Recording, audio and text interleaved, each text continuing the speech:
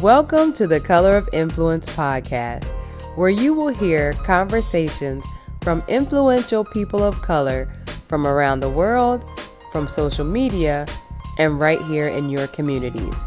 These behind the scenes conversations will motivate you, inspire you, and encourage you.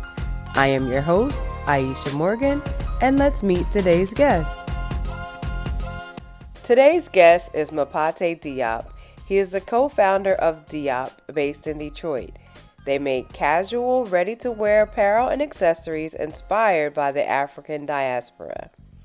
Mapate met his co-founder, Evan Fried, through the Venture of America program, and since 2018, they've served thousands of customers in dozens of countries. They are giving us a promo code for 15% off your entire order. Get Your Diop. The promo code is Get Your Diop for 15% off. So make sure you head over to their website and get your Diop after today's episode. All right, y'all, welcome back to the podcast. We are here with Mapate Diop, right? Yeah. Mapate Diop. And I discovered his clothing brand through the Plant-Based Brother a while back. He would wear lots of your stuff on his social media. Yeah. And then recently this summer, he had some bags and things that he was handing out to people at Vegan Fest. And I was lucky enough to get one. Went to your website and just fell in love with what you were doing. So go ahead and introduce yourself to my guest, and we're going to find all about Diop. Absolutely. My name is Mapate Diop. I'm the co-founder of Diop, along with Evan Fried. Based in Detroit, we've been at this for a little over 4 years now. We make casual, ready-to-wear clothing, apparel, and accessories inspired by the African diaspora.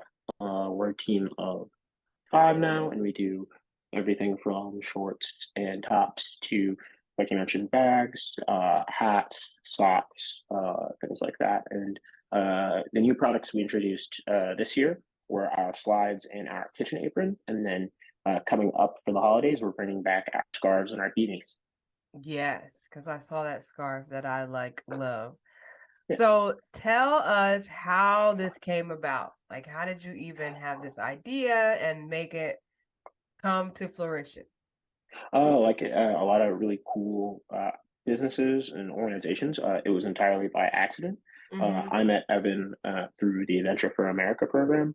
If people aren't familiar with it, it's a lot like Teach for America, but instead of teaching for 2 years, you work at a startup, a social enterprise, that sort of organization.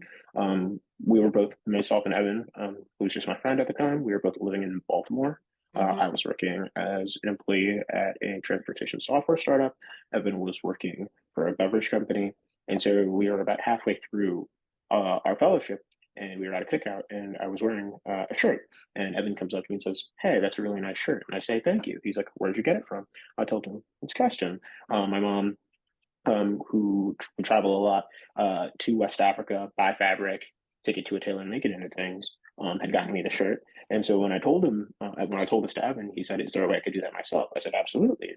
Yeah, it's just the process I described. So Evan went and did that and made a lot of different prototypes. He would just go drive to different stores up and down the East Coast, buying fabric, getting it made into shirts. And we would show them to people, and people would always compliment them and ask where they got it from. And it wasn't until our friend Lauren said, "You actually have a product people might want to buy," that we really started thinking about it. And so spring of 2018, through Venture for America, we did a crowdfunding campaign on Indiegogo. We raised about $20,000 in 5 weeks. Good. And what was great about that was we had orders for about 300 shirts, which meant we actually had to go out to learn how to make them in like a bigger scale. And based off the success of our crowdfunding campaign, VFA came to us and encouraged us to join their accelerator program, which was just a business incubation program for alumni of the program. We moved to Detroit, and they paid for our expenses for about 4 months, and we went out to see if we could build a business. And so we put out our first collection. It was just tops and bandanas on September 20th, 2018. And since then, we've expanded into a whole range of things. We're just online, but we do a little bit of wholesaling with Bloomingdale's, Macy's, and Nordstrom. So in those stores, you can see the accessories. But yeah, we're entirely direct to consumer. I love that. So once you Mhm. realized you had to get this made on a large scale, what did you guys do to do that? The first thing was sort of refining the what we wanted it to look like. We took a lot of the early feedback Hmm. from our first prototype versions of the shirts to kind of figure out, what we were going for. We had something that was a little bit different between like nurses scrubs and a smock, Okay. and we wanted something a little bit more fitted and kind of more stylish. So we really had to spend a lot of time refining that. And specifically with the tops and with the shorts and some of our other clothes, we always really do try to iterate on them and really take the feedback we get from customers about what they like, what they don't like, to see how we can improve on them. We really got lucky on two counts. The first is that Evan's old office was two floors down from a small goods manufacturer. So if you had to Wow. make quantities under 1,000 or Yeah. 5,000, they were really good with that. They worked by hand. They had tailors, pattern makers, people we can do stuff with. So because they knew Evan from seeing him around the building, they were able to help us get started with our initial run. And then it also helped that we lucked out with our initial pattern maker, who we went to Michael's initially to ask for referral for tailors, and the person working at Michael said, "My mom actually is very handy and like does tailoring out of her house." And so we went to her, and so our initial set of prototypes and the initial tech packs and specs were really built off those first prototypes. And so that's really what we did, and in a lot of ways, we continue to do that and Hmm. try and continue to validate with every product. Okay. So how did you find a manufacturer to make all of it? Was it like a Google search? Was it through your business program? Our first manufacturer was the one we had in that building, and then from there, it was a lot of referrals, and then other manufacturers would reach out to us and say, "Hey, we heard about your brand. We saw what you guys make. And as we tried to expand it in different products, and our Mhm. initial manufacturer didn't have the capacity or the skill set or the expertise to do it, then that's how we branched out." We did a lot of searching and a lot of talking to a lot of different kinds of people. One thing that was important for us because again, we didn't have we're a bootstrap company, so we never raised any money. All the revenue goes back in the business. So we had Right. to do everything ourselves. And so what that meant was we had to manufacture everything inside the United States. Okay. And we still do a majority of the manufacturing inside the United States because then if there are ever any issues or we need to fix things or we want to do something new, they'd be pretty close by and we can get to them. We're in the same time zone, so we could call them, we can go visit them. And so that's really how, and we still work with a very tight number of manufacturers and suppliers. Okay. So what about your fabrics? I mean, I know you said that, initially, your partner was going up and down the East Coast getting different fabrics from people. Are Mhm. your fabrics made here in America or are they from other countries? They're from other countries and then they're imported to America. But now we work with that's just for the wax print for the cotton. But now Hmm. we work with a whole wide range of different materials, polycotton blends, different wools, so we can then put the patterns on other things. So now we Okay. source them from all over the world. But initially, that initial set they'd already been imported. A Got it. lot from Okay. Ghana, a lot from Nigeria. They even make them as far afield as Thailand, Indonesia, Bangladesh, some in China. And yeah, and then they imported them. And even during the pandemic, when we couldn't import or export things, we would just call up different stores to see what they had in stock, and then we would just buy it off them, stuff that had already been imported by then. Got it. Okay, that's smart. So for your marketing now, like you guys have your products, how do you start your marketing? The most important thing starting out was really figuring out a couple of questions. And again, these are questions, and every business does this, or everyone who works independently does this. They do it in their own way. Hmm. I'm sure whenever you take a flight and you get a little survey after, like, how was your flight? Or you go to a movie and it's like, how was the movie? There are ways businesses can ask that. But the kind of the key questions we had to ask ourselves was, what are we making? Who is this for? How did they find us? And how do we kind of keep them coming back? Right. And so what was important with that was with our first 300 or 400 customers, we would reach out to them to survey them to learn those things. And part of that was like understanding like demographic information. So who are you? How old are you? Where do you live? What do you do for a living? And then also kind of more psychographic information. So basically, what are their motivations for like buying our stuff? So, Right. why'd you buy this product? What did you like about the product? What did you not like about the product? Where would you wear it to? And that goes two ways, both in terms of like the products we make and like the product development and how we make them, but then also how we talk about them, how we communicate them to people. because we always said that, it's not the clothes, it's how they make you feel and what you do in them that matters. So if we can Right. get people to tell us that, then we can easily find who those people are and continue to make things for them. And that's really what the business is built on. It's not so much like you're making new things, you're going out and finding new people. It's continuing to serve the customer you already have and really make sure that you have products that not only fit their lifestyle, but also a brand that really reflects the world that they live in. Yeah, I like that. So when you were surveying your customers, from your first two products, like what was the first thing that everybody really wanted after those first two products? After the first product, socks, which people still want, we still hear a lot about. Shorts, which is the first product that we really, outside of the tops and bandanas, that was the Mhm. next thing that we really branched out into. And where I think we're on version 3 or 4 of the shorts. Swimwear, activewear. Some people want housewares, but that's a very different sort of business. We did do a collaboration on pillows and pillowcases, which people really liked. Okay. But yeah, it's a wide range of different things. And then we've seen a lot of really great growth in accessories, especially with our slides and our cooking apron, our tote bag, and then our reusable bags. Right. Because there are people, we have customers who they might not necessarily want to wear our prints, but they love to have them around the house, or they love to have an accessory to add some more flair to their wardrobe. Yeah, very true. Mhm. So how did you guys come up with the idea for the scarf? That was a suggestion from customers. And really, as we move into a third of the country, it gets very cold this time of year. Right. So we're thinking about what sorts of things you could do, a light jacket, a vest, fleeces. We'd already done some hoodies. And so a scarf was kind of the next segue. And so what we kind of did was we sat down and really everyone, and product development is something everyone in our company pitches in on. We really just thought about scarves. Hmm. Why do we like scarves? Why do we not like scarves? What kind of scarves do we like? What kind of scarves do we not like? What sort of material? Where would we wear scarves to? Kind of what function would they serve? And then that all kind of gets to answering the question of what would our take on a scarf be? Right. And so that's kind of how we just tried to develop things. And we started out making a really small number last year and then just putting them out and seeing what people thought, getting some feedback. And then so then we can now go back this year and make an even bigger number. Yeah. So when you're doing your product photos and your social media, do you have a social media manager or is it kind of a collab with your team? It's collaborate. We don't have a dedicated manager. It's a collaboration with the team. Our audience really loves a lot of user generated content. Hmm. As we found out very early on, it wasn't just important that people saw themselves in our clothes, but also heard of themselves in the brand, which is why we're able to work with people like Shaw, or we're able to work with a lot of different organizations doing a lot of really good work. Hmm. So it really is a group and a team effort, and what we're really focused on right now as we enter into different formats, not just written formats, but like video, reels, TikTok, short form video, is being able to at the Okay. same time talk about and introduce new products, being able to really promote creators and get people to support them and have people be able to find out more about them and support the things that they're doing. Yeah. And how did you get your products into these stores, like your accessories? They reached out to us. I love We're just that. kind of, yeah, we're just kind of working on them. And they saw, I believe it was the bucket hats, and they had buyers reach out to us. And, we said, look, we're still trying to figure out how to sell our mainline stuff. And if we don't Hmm. know how to sell it, we can't hand it off to someone else to sell. But, we do have accessories. It's a lower price point. The margins are still very good for us. Maybe this could work for you and you can fit it into other things you're doing. And so that's really how the relationship got started, is they really like what we were doing on our accessories front.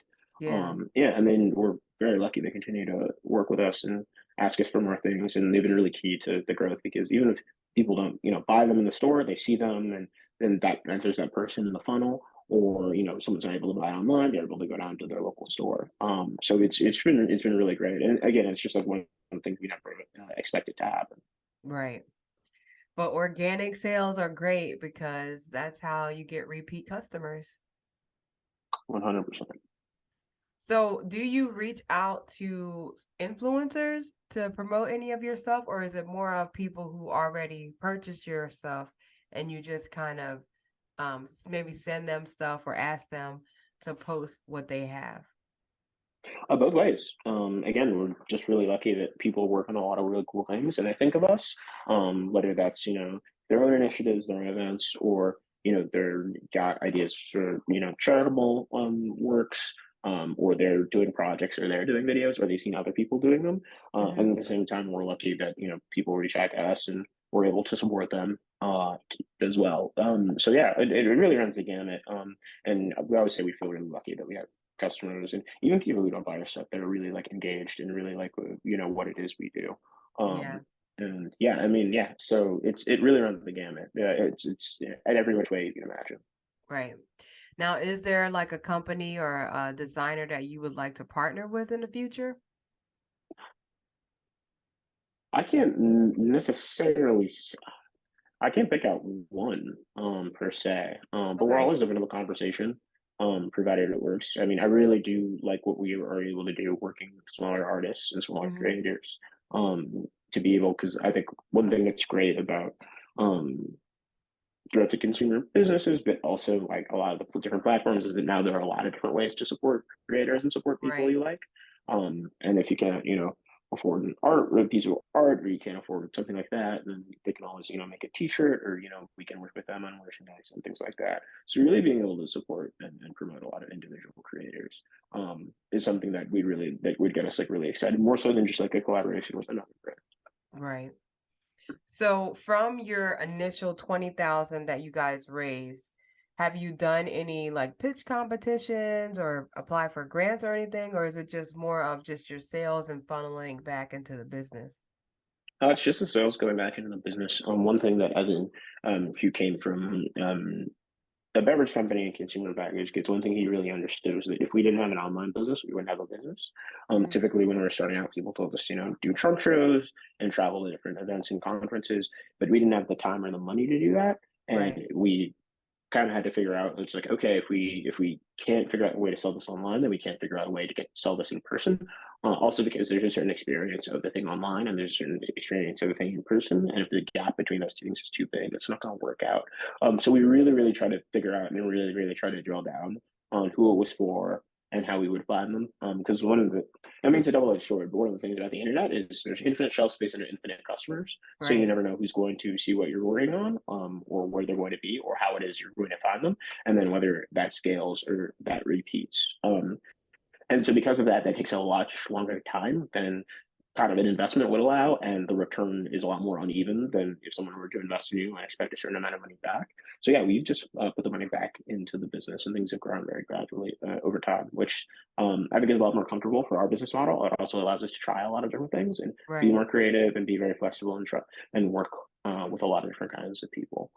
So yeah, we feel really fortunate that we've just been able to keep things going and being able to keep putting out things that people like, and everything just really extends out from there. Okay, cool. So in your team, does that include designers or do you work with other artists and different designers to design your stuff, or is it all you guys? It's all us, and then our subcontractors and our manufacturers. They have their own in-house designers and pattern Okay. makers, and we put input into things and technical sketches. And but everyone on the team has input into product, but that's all under product development. Yeah. So it's thinking about the whole product holistically, not just like what are you making, but then how are we going to market it? Where are we going to put it? Are we going to talk about it? How are we going to brand it? What's it essentially for and what job does it serve? And so everyone is really thinking about that and getting their input in that. And then we kind of sit down and discuss it with our manufacturers, with people we work with some of the customers, and we kind of take it from there. Okay. So your consumers, are they mostly, based in United States, or do you have consumers all over? All over. I mean, probably anywhere from half to two-thirds are in the United States, but we ship to dozens of countries, and Okay. people have reached out to us from all over to support us. And so again, we just really lucky that the tools we have at our disposal are really good, and that we are able to Hmm. reach so many different people in so many different places, and that they're able to buy something and it reaches them in a timely fashion. So yeah, I mean, it like I said, it's just one of those things about being able to have a storefront that anyone with an internet connection, whether it's mobile or on desktop, can see. And then, yeah, and then we just kind of take it from there. So the growth has been really all over the place, but yeah, we do perform pretty strongly in North America. Cool. So from here, I mean, where do you see your company going moving forward? Doing a lot more of what we're already doing. I mean, I always said that our vision is again products that fit people's lifestyle, a brand that reflects the world they live in. So as long as we're able to keep doing that, like there's going to be a business continuing to promote more of what we like and promote more of the people that support us and a lot of their Mhm. creative projects, their charitable projects, being able for them to grow into the things that they want to do is really great. And yeah, and then being able to also expand into other things and not just new different products, but different sorts of experiences, and really trying to increase the surface area of the ways in which people would reach us and find out about us, but in a way that really does like reflect our point of view. So when we do go into swimwear, or when we do step into housewares, or when we do go do activewear, that people are continuing, that the people who are already our customers are already in our community are still getting the same thing, because it's also able to attract new people, or at the very least get people to like look at that category a little bit differently. Right. So yeah, it's a lot of really just extending a lot of what we already do a little bit further out, and just getting better and iterating on each product each time. Yeah. Now, is there like certain stores and retailers that you would like to be in eventually? Not necessarily. We really there are a lot of gains to being online. That Hmm. said, the opportunity to pop up and like do sort of special events, or be part of what other people have going on, has always been appealing for us. We've been very lucky. We've been able to sponsor certain events and provide merchandise for certain events, film festivals, cooking competitions, Yeah. you name it. So it's been really great being able to do that. But we're always open to the conversation. Yeah. So, what other, I know you said like the swimwear and the activewear. Um, is there something that you guys have maybe thought of doing that maybe didn't go over so well, so you kind of scratched that idea? All the time. I mean, we're constantly going back and revisiting old ideas. The jackets took like 2 or 3 years to figure out. The bags, same thing. Having to make, we only recently started making several sizes of bucket hat. So in a sense, every single idea gets scrapped, and then you have to Right. revisit it, or you have to change what it is you were doing before. But I can't say there's one thing that we are completely ruled out and not done yet. But yeah, I think some certain things just take time, especially when you're a smaller company and you have to really think long and hard about how much you want to make and who it's for. Right. But yeah, every single product goes through that process. Now, I know you said that you guys haven't done any like pitch competitions or apply for any grants, but do you see that as maybe being something later on that you might do? Um, I can't rule anything out, but the day in which we'd have to raise money, it'd be a very different kind of business. Part of the reason you'd raise money is because you need to scale beyond the demand you currently need to meet, or True. whatever it is you'd be doing. Yeah. So I can't imagine what it is we'd be making or what we'd be selling, that would necessarily require a pitch competition or a fundraise. Hmm. But I'm sure I hope it'd be something that's within the spirit of what we're doing now. Yeah, I love that. And the company, you could tell just going through your social media that you guys do stay true to your customers, who you're talking to, like you have a clear idea of who you're talking to with your products. We hope so. We really hope so, because I mean, they're the really the ones who inspire it. And we always said that we hope that, like, instead of kind of trying to show people that it's for them, that really people can raise their hand and say, "Oh, this is for me," or "I see myself in this," or they Yeah, can really put themselves in our shoes. And that's in every single decision we make, especially as it relates to the product. yeah, definitely. So how can my viewers and my listeners find your product? So we're available at Where Diop. That's our handle. That's with our website address, weardiop.com. And then that's all our social media handles. Follow us on TikTok. That's actually the biggest one. We're trying Hmm. to find different ways to support different people there, both on our own TikToks and other TikToks other people are creating. We've already kicked off the holiday shopping season, so we got a lot of really great deals, and we're making a lot of really fun stuff. And of course, the sooner you order, the sooner it arrives.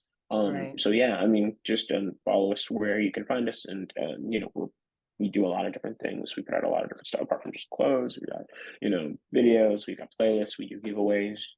We're supporting a bunch of different great organizations this holiday season that do a lot of really great work, not just in Detroit but also nationally. Okay. So yeah, just find us wherever it is you like to spend time. And we got some really good stuff on the way. Okay. Now, can you talk to us about some of these holiday partnerships just so people will be able to support if they can? Not quite yet because Okay. there's an official launch date for some of them, but it's a lot of really great holiday charity options, Okay. a lot of different giveaways, and we typically do a really big giveaway for Cyber Monday, and so we're nearly there. We're just crossing a lot of the T's and dotting some I's. Got it. So really, we just need to go check out your website and, Join stay our mailing tuned. list. Yeah, Yeah, enter in your phone number. We can do stuff by text. Like I said, Instagram, TikTok. That's where we are. sounds good. Yeah. Well, I really appreciate you coming on this Hmm. evening and taking the time to, Yeah. talk about your business. I think that you guys are doing a great job. Thank you. Um, I'm sure that, Diop is going to be a household name very soon. I think it's cool that y'all started, doing like the pillowcases and stuff. Um, but still staying true to your core customers, which is so important, especially for, a brand like yours. So I'm excited to see what else y'all create. For all of you who are listening, go check out their website, their social media, but you will see their products. And I'm telling you, there is something on there for everyone. You will find something that you'll like. Thank you so much for having us. And thank you for reaching out. I'll pass along the compliment to my team. We really appreciate it, and we really appreciate the opportunity to come on the pod. No problem. I appreciate you. And again, good luck with everything. Hopefully in a year or two, you'll come back on the podcast with And all new things happening and, the business expanding and being just as amazing as it is now. thank you. We appreciate it. All right. Have a good night. You too. All right. Bye.